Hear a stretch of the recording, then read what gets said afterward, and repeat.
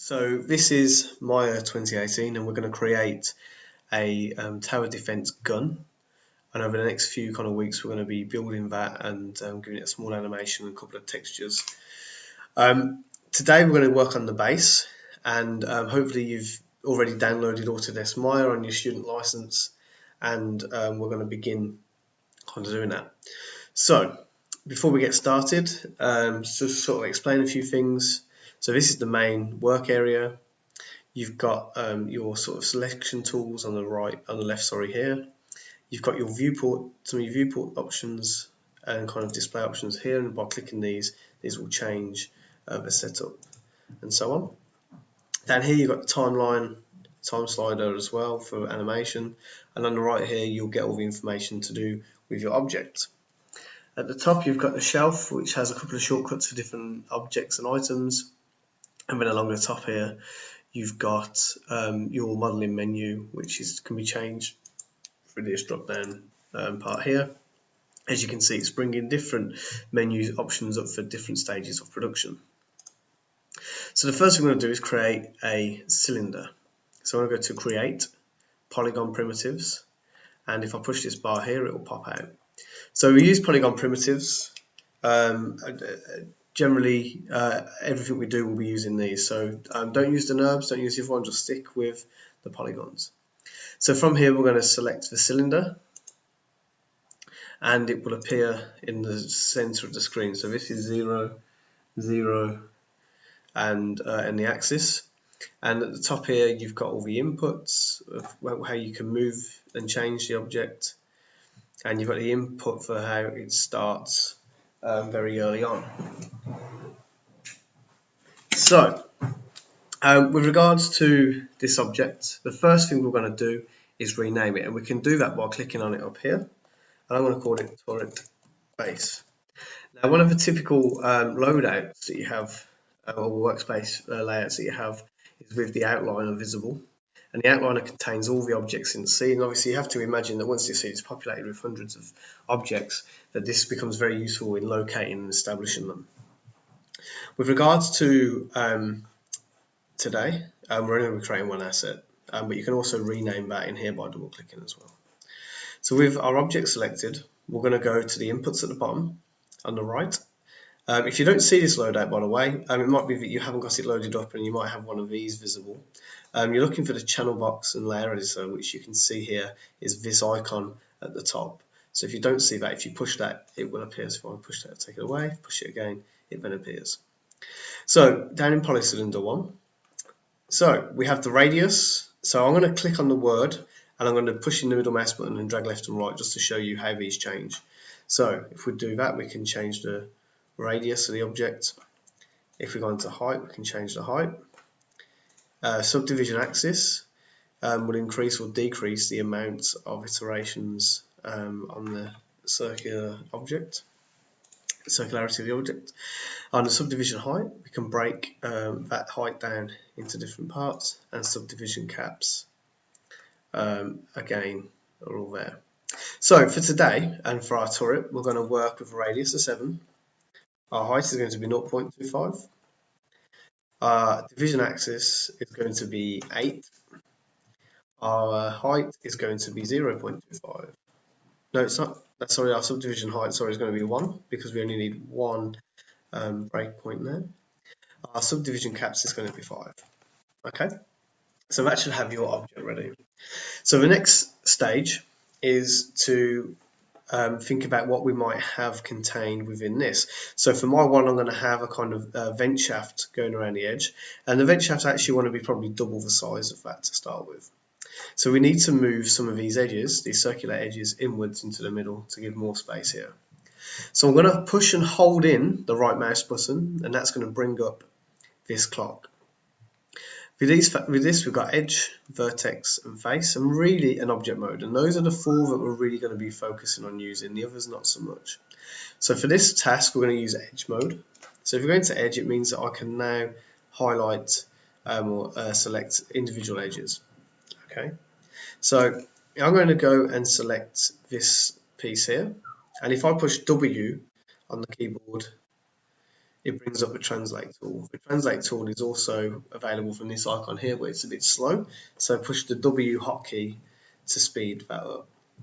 Now, with this, I can move up, I can move forward and back, I can move side to side by selecting the different arrows. And if I push Ctrl Z, that undoes. I can also go down, of course, as well. The ones in between, so this red square, blue square, and green, they will select 2 points. So this will move it with the two angles, directions that are highlighted in yellow. And that can sometimes be really easy as well. So as you can see, it's just moved it across in space. Just click on do. So to maneuver around the scene as well, if I hold the left mouse button and Alt, I can drag around, spin around.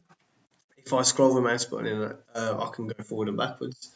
And if I scale, I can use that to go, and I can go in and out. With regards to the positioning, if I scrub left to right, so if I hold Alt and push the middle mouse button and scrub left to right like this, and I lose my way and I'm no longer got that as my focal point, if I push F on the keyboard, it will focus the object again.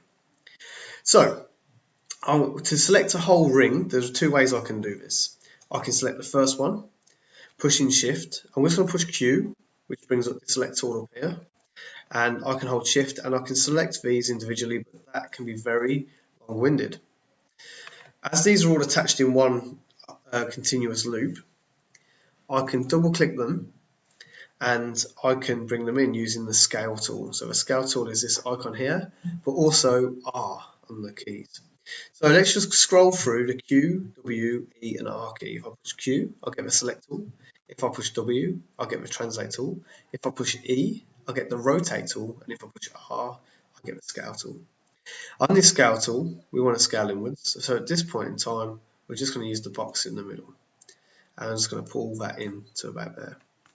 I'm then going to select the other rings by double clicking onto them and the other loops and bringing those in like so. And then again, I'm going to pull that part in. So now I'm ready to sort of bring in some faces on this outer ring. So I'm going to hold down the right mouse button and I'm going to go to face. With face selected, I'm going to click on the first one, click on the second one, and I can do that individual part, long-winded. If I double click on it, it's going to select the whole object, which we don't want. So if I click on the first face, hold Shift, and then double click on the next one, it's going to select that loop. So the next step, there's a couple of ways we can do this. The first one is to go to Edit Mesh and go to Extrude. Alternatively, I can push Ctrl E, which is the shortcut as listed there. While going to Extrude, you'll see the tool has changed and brings up this little box here as well. If I was to, at the moment it's on move, so if I start moving it around, it's going to go up and down, it's going to go forwards and back, and so on. But actually, I just want to scale this in. So to do that, I'm going to push the one of the little boxes at the top, and it will change, and then it will bring this one in the middle. And I'm going to pull it in slightly. And as you can see, it's now kind of bringing that line in, and it's adding more geometry. But I want these to be individual faces. I don't want them to be connected in one loop. So to do that, on this box here, I'm going to click on Keep Faces Together. And once I do that, and I pull that across, it's going to give a nice frame around it. So all I've done there is clicked on that square and dragged left and right until I'm kind of happy with the size that I've got. So without clicking or touching anything, if I was to pull this down, you would see that I get this kind of arched way down. I don't know if you've ever seen vents, but they don't really have an angled frame. They tend to be quite flat at the top. So pushing Ctrl Z, I've pushed undo. If I do Ctrl E, which is the shortcut for extrude, I've now added another layer of faces in. And if I pull down, you'll see that it's there.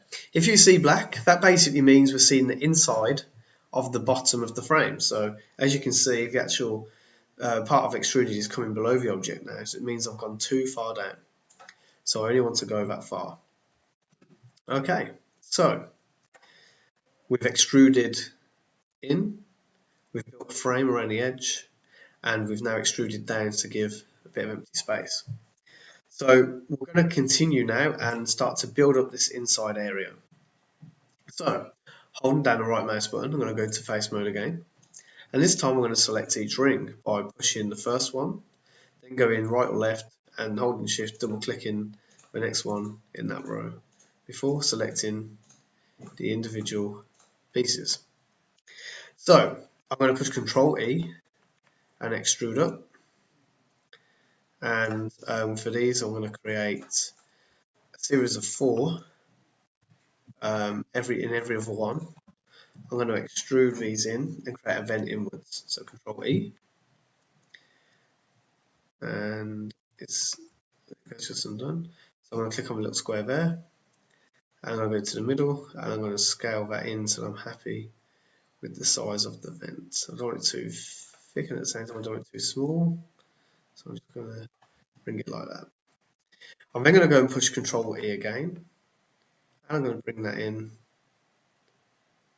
to about there. Okay. Then on the other ones that I didn't use, I'm going to go around and select each of those, holding Shift. And this time I'm going to use the extrude tool to bring those out. So I'll push Control E, I'm going to click the square again, and I'm just going to pull this in. And this time I'm just going to pull it out and create a kind of beveled surface. So this is what is called extrusion modeling, because I'm extruding out of all the different parts. So with this next ring, I actually kind of want a thinner wall going around. So I'm actually going to go back into edge mode by holding down the right mouse button, clicking on the inside and scaling that out. And at this point I'm going to go back to face mode by holding down that right mouse button, and I'm going to select the outside ring like so. Now always be careful, you might accidentally click something on the back. So let's say I've accidentally clicked that and I start to extrude this, and I'll put it up.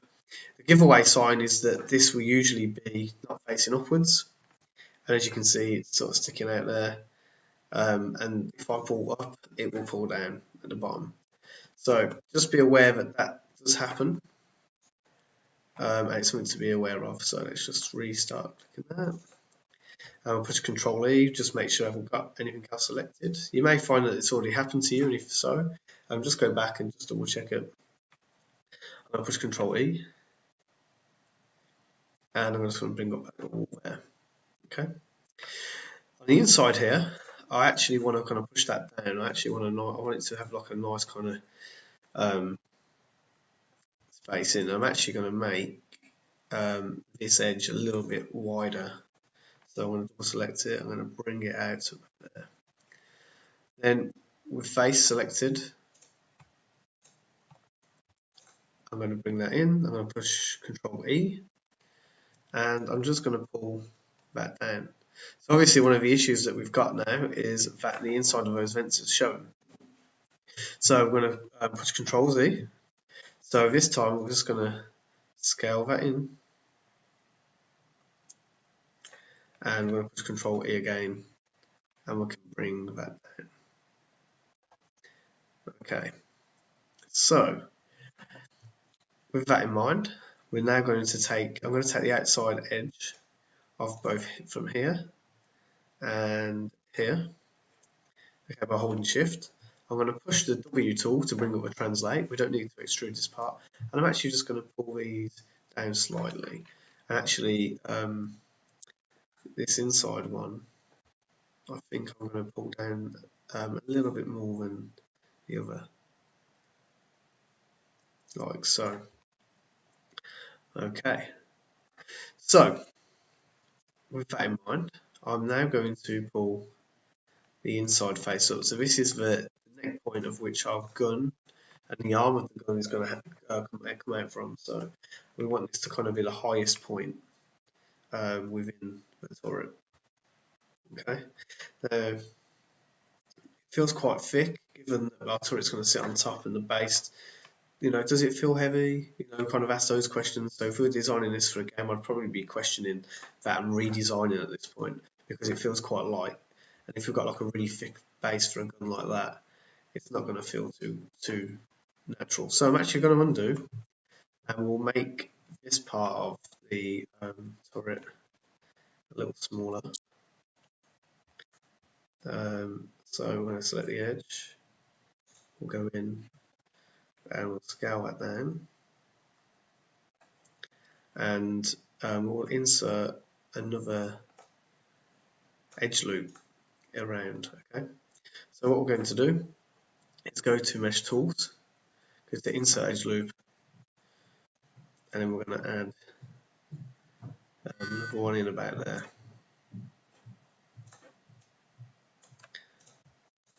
And then we're going to just select these. Now we need to double check because I was clicking quite quick there, but nothing selected. Then I'm going to push Control E, bring that up, and it kind of now got a little bit more weight to it when we extrude this center part.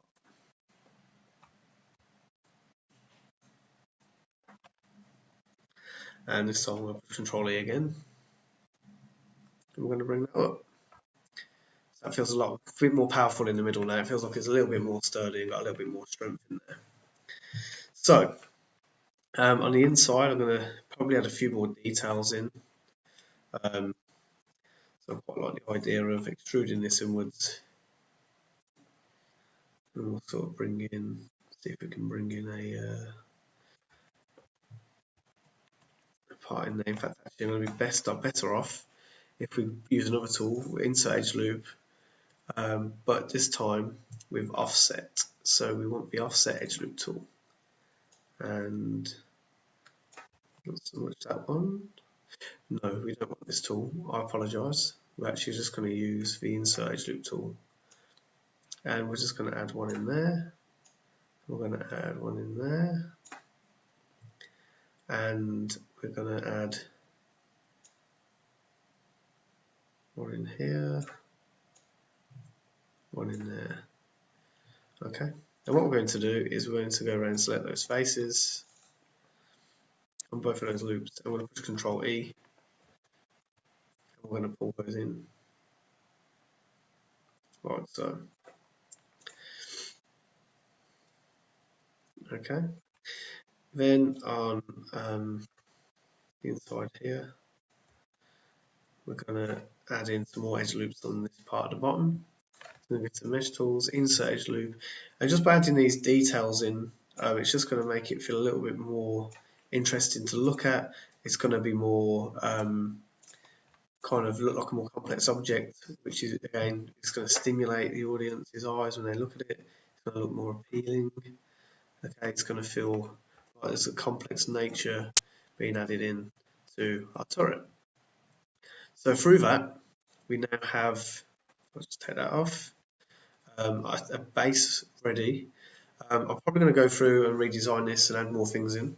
But we've got a turret using extrusion modeling and the Insert Edge Loop tool kind of ready to go. So if you can have a go at creating your own version using the same skills that you would have learned here, and if you have trouble, just revisit the tutorial and see which bit it is that you need to follow. Please remember